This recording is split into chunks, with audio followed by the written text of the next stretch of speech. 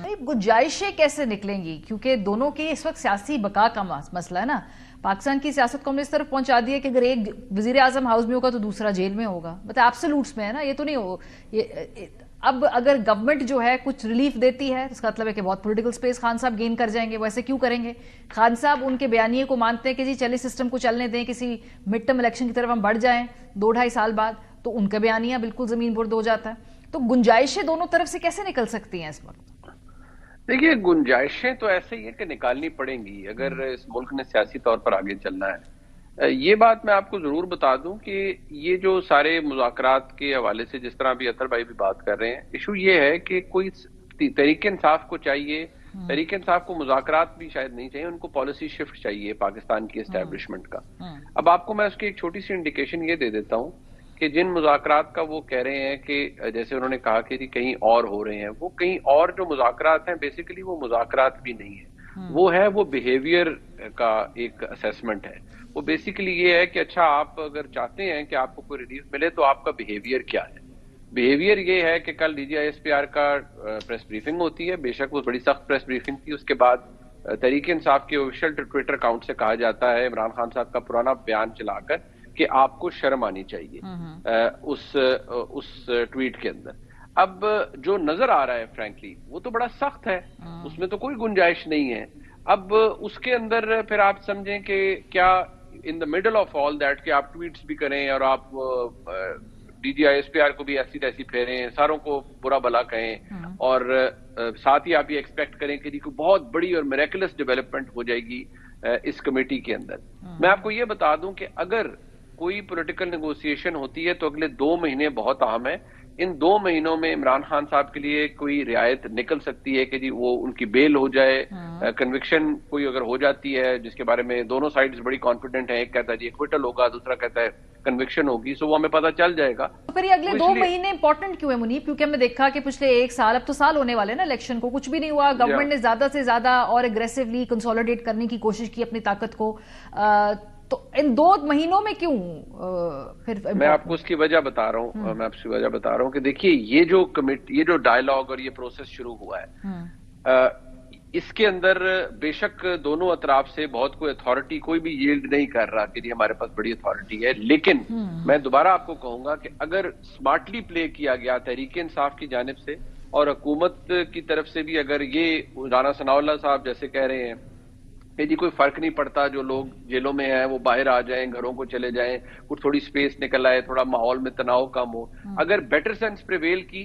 तो ये सब कुछ हो जाएगा। लेकिन मैं आपको दोबारा कह रहा हूं on the basis of information कि ये जो तमाम नैरेटिव है कि जी वो जो ट्रंप साहब के सदर बनने के बाद तो बड़ा काम खराब है, वो तो फिर ऐसे ही है कि यहाँ बाकायदा पूरा GHQ सजदा रेज हो जाएगा अमेरिका के आगे, वो बहुत बड़ी मिसकंसेप्शन है जो इस वक्त सेल बेची जा रही है कि ऐसा कुछ नहीं है। इनफैक्ट इसका कुछ कॉन्ट्ररी हो सकता है, अच्छा। इससे कुछ बिल्कुल ऑपोजिट हो सकता है। सो ये तहरीक इंसाफ के दोस्तों को भी ध्यान में रखना चाहिए कि यहाँ ऐसा कुछ नहीं होने जा रहा। उसकी एक बहुत बड़ी वजह यह है कि तकरीबन 2 महीने पहले पाकिस्तान की जो हुकूमत है उन्होंने एक असेसमेंट करवाई थी अपनी कि जी जब डोनाल्ड ट्रंप पहले सदर थे अमेरिका के और इमरान खान साहब की हुकूमत थी, तो क्या इंटरेक्शन था, पाकिस्तान का क्या लेन देन क्या था, क्या बेहतर हो रहा था, क्या अच्छा हो रहा था।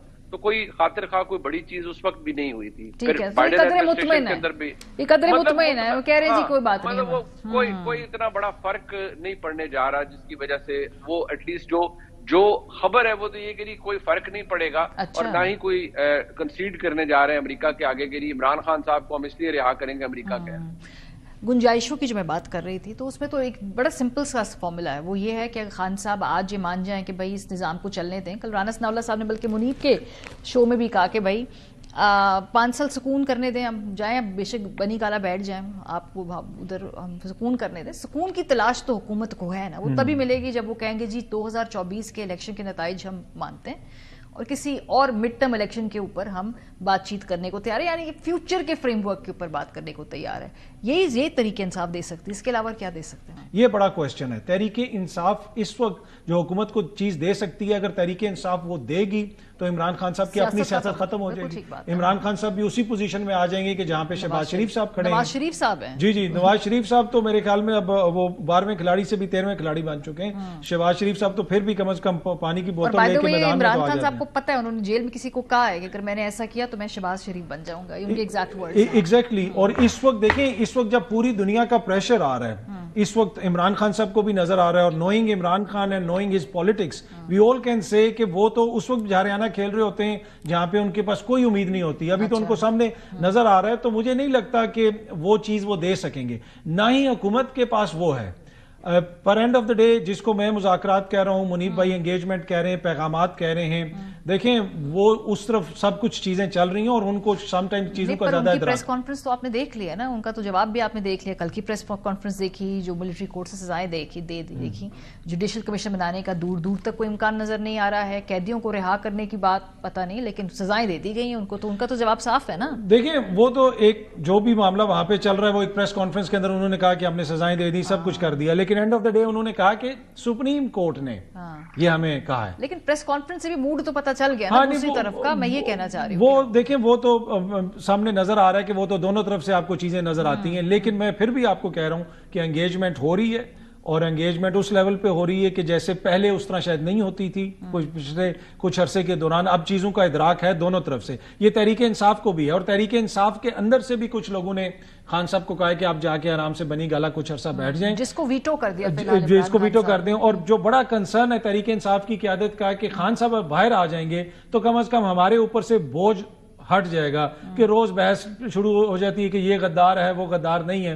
तो वो तो ये कोशिश कर रहे हैं। अगर वो बाहर आ जाते हैं तो आपको लगता है तहरीक इंसाफ के बयानी को फर्क पड़ेगा?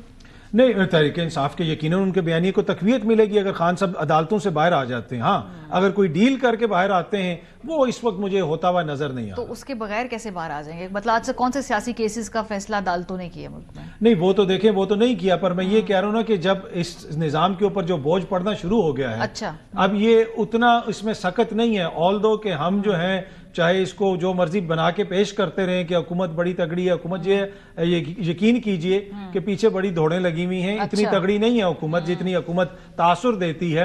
अगर इतने तगड़े ये होते तो ये जाके क्यों बैठते उनके साथ, जिनके हवाले से 3 हफ्ते पहले ये कह रहे थे कि ये जब तक माफी नहीं मांगेंगे इनके साथ एंगेजमेंट नहीं होगी। इसहाक डार साहब भी जाके बैठ गए, तो सारे बैठ गए। तो इदराक है कि चीजें बदल रही हैं, और ट्रंप इंतजामिया के आने के बाद आप देखेंगे कि चीजें मजीद बदलेंगी।